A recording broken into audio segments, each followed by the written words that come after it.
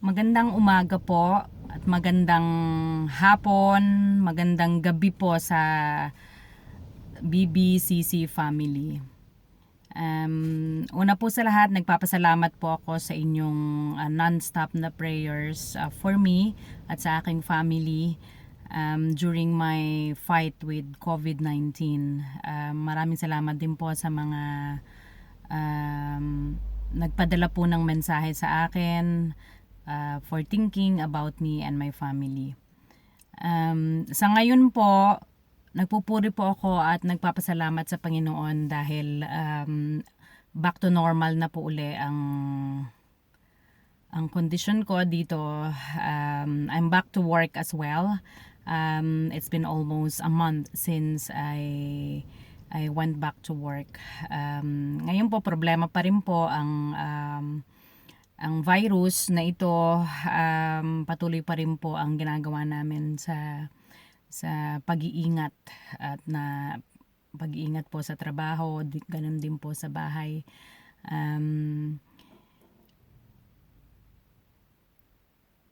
May mga confirmed cases pa rin po dito, so we're always making sure that we use protective personal equipment, like mask at all times.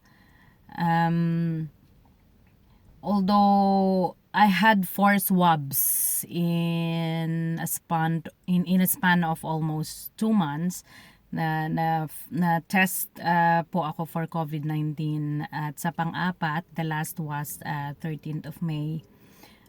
Positive pa rin po ang result ko, so meron pa rin pong na-detect na virus na COVID-19 sa aking katawan, but I still praise and thank God kasi wala na po akong symptoms. So they said that I won't be infectious or hindi na po ako makakahawa kahit positive, kasi may mga tao nga daw po na it takes 40 days to be positive.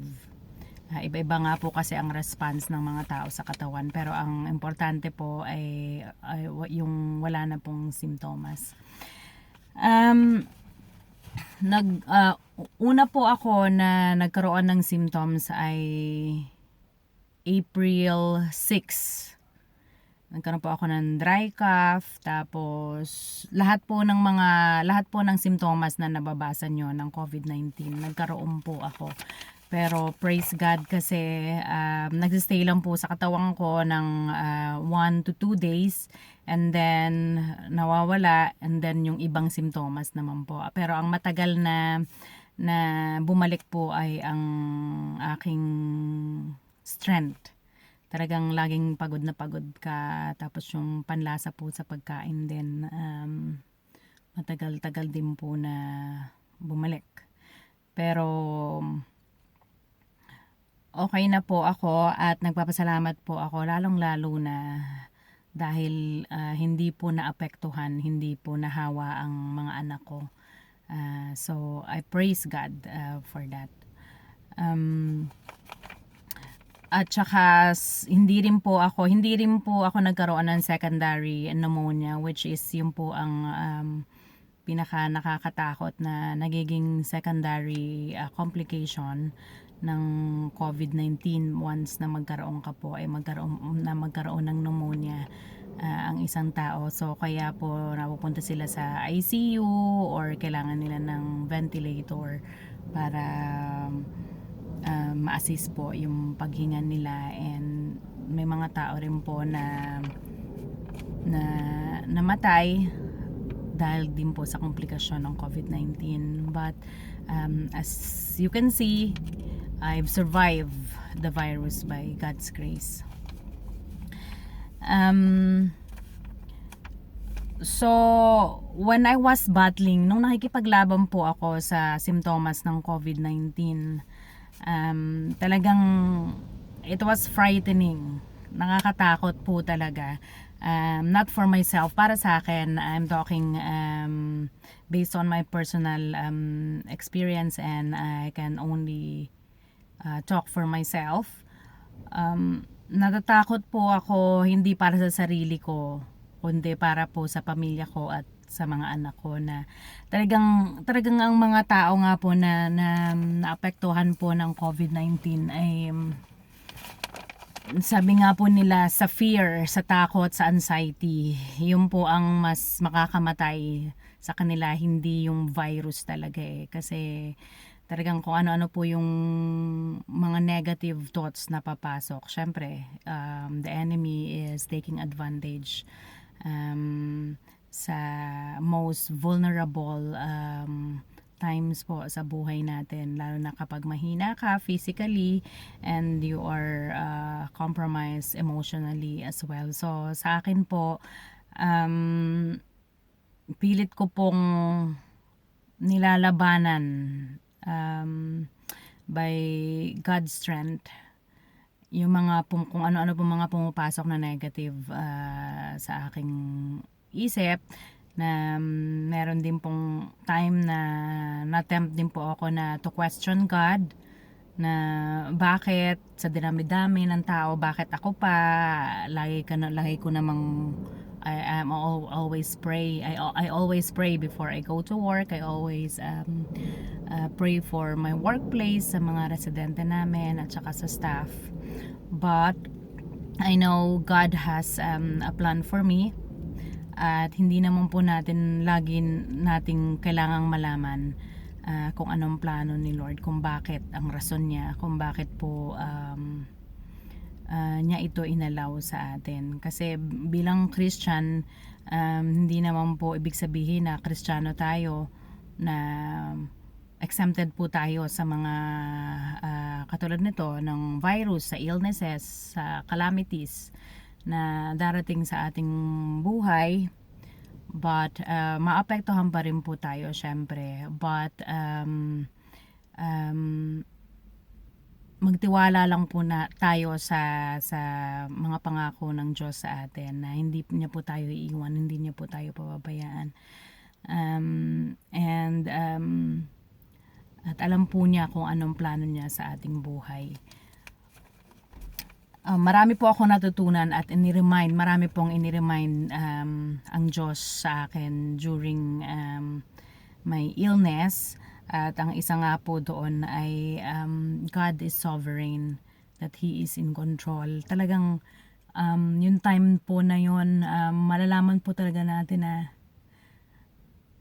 kahit anong talino mo, kahit anong yaman mo,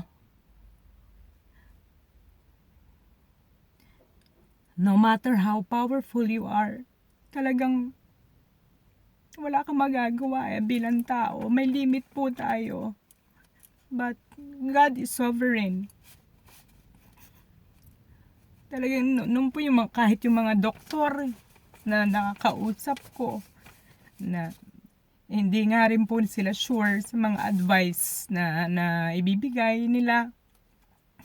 Talagang inaccept po nila yung kakulangan natin bilang tao, na hindi po natin alam lahat, na kailangan po talagang isuko natin sa Diyos ang lahat-lahat, dahil siya lang po ang nakakaalam kung ano po ang dapat nating gawin. So sa panahon pong yon, talagang nagtiwala lang po talaga ako sa Diyos. I stopped reading the news, yung mga stories po sa Facebook, kasi mas lalo kang mag-worry, mas lalong mag-i-increase yung anxiety mo kapag nakakarinig ka ng mga stories ng news. But what I did was I filled my mind with God's words, with His promises, at sa Kanya lang po ako nagtiwala. Matagal po ang process of healing from COVID. Talagang antagal. Siguro po ako, I started to feel a bit better mga day 23. Mga day 23 na po. A bit better pa lang po yun. Hindi po talaga totally healed. Talagang nakakainip po Talagang matatakot ka talaga, kasi kung sa normal na tao, Yung parang feeling mo, ayaw mong matulog kasi baka hindi ka na magising. So talagang yung anxiety po talaga ang number one kalaban mo. Pag nagkaroon ka po ng ganitong illness. But I just praise and thank the Lord dahil it's all over. Kung hindi man po all over, we're still battling sa COVID-19 all over the world. Pero kailangan lang po nating magtiwala sa Diyos sa lahat ng bagay sa ating buhay. And also po, I think I can say that I am more than a COVID survivor. I've been through a lot of things in life. So I don't call myself a COVID survivor, but a child of God, a frontline warrior saved by His grace. Praise God, and God bless you all.